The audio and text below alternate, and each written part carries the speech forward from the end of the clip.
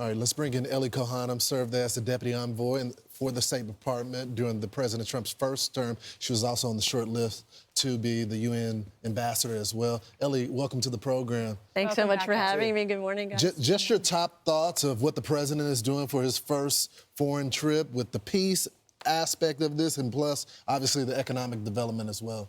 Well, Lawrence, this is a historic first foreign visit for the president in his second term. And I believe for President Trump and for so many of us who had the honor of serving under him, there's a sense of unfinished business from the first term. The president, as you know, left the Middle East region with peace, with the Abraham Accords. And if we lived in an honest world, he should have received the Nobel Peace Prize for it. Yeah.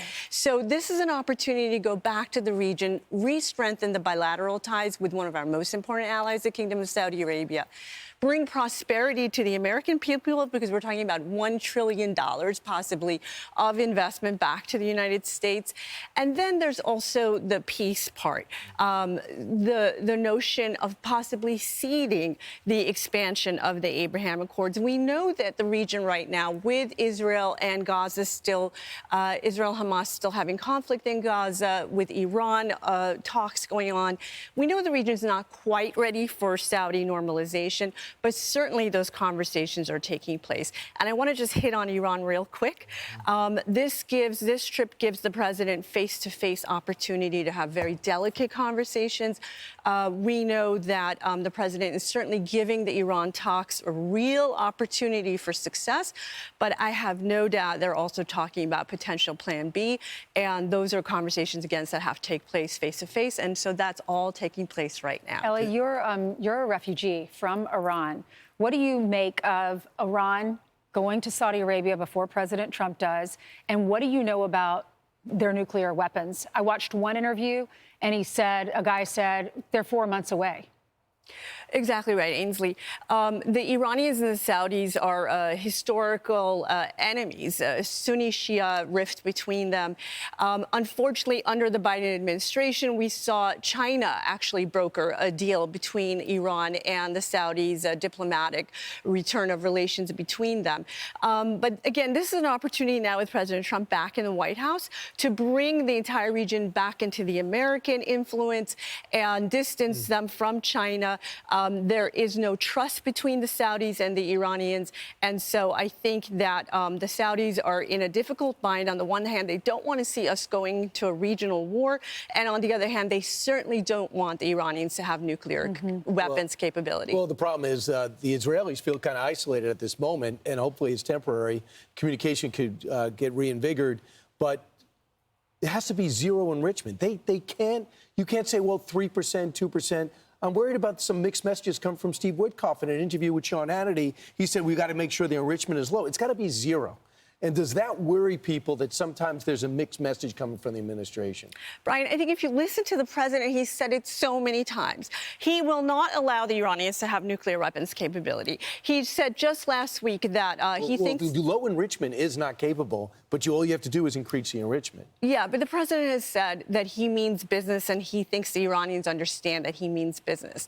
And to me, that is very clear that we're talking about full dismantling of the nuclear weapons program in Iran, no centrifuges. The president even said something along the lines of either we're going to blow it up nicely or we're going to blow it up not nicely. And when he's talking about their nuclear weapons program and like the Libya model where we blow up their facilities.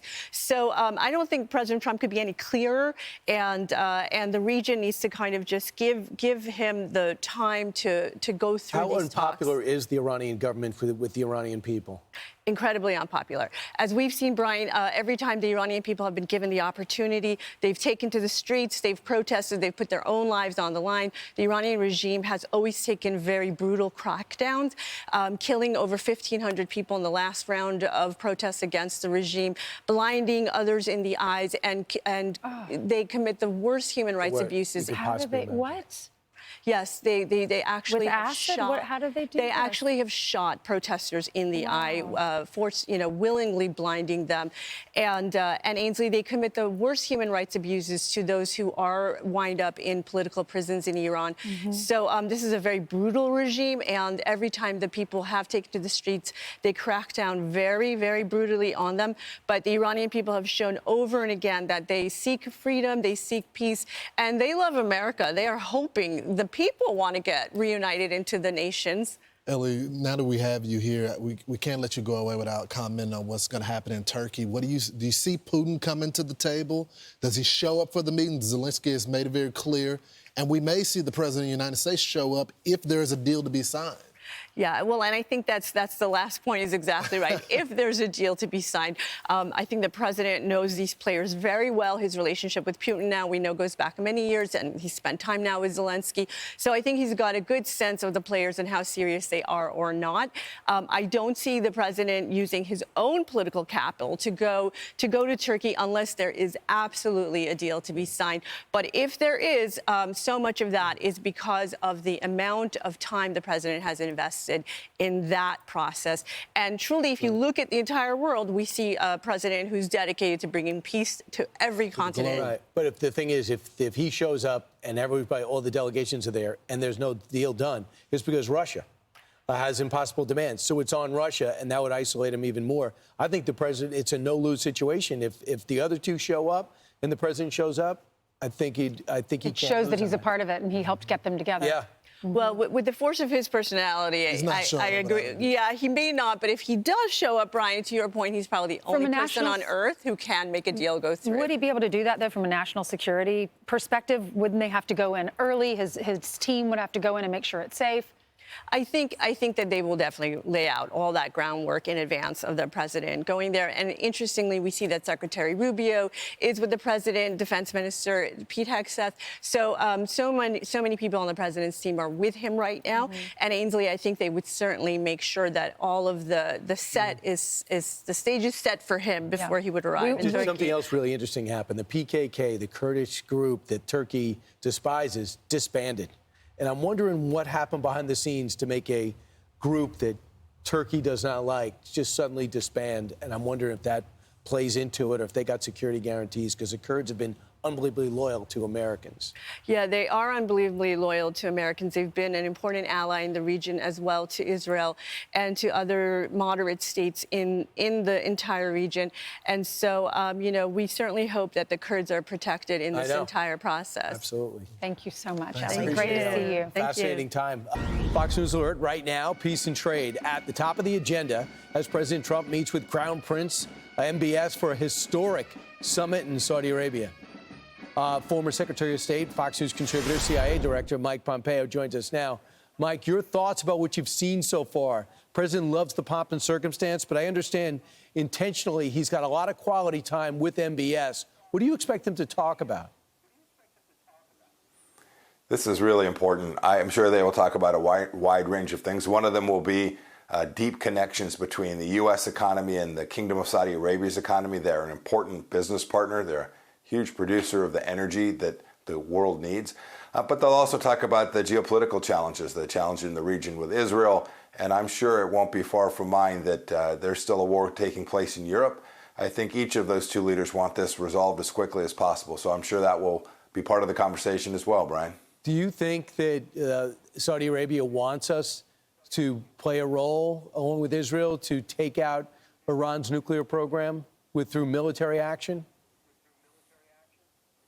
Brian, undoubtedly, the nations that are most at risk from the Iranian regime aren't sitting 6,000 miles away. It's the Gulf Arab states. The Kingdom of Saudi Arabia has had ballistic missiles land in their country directly from Iran.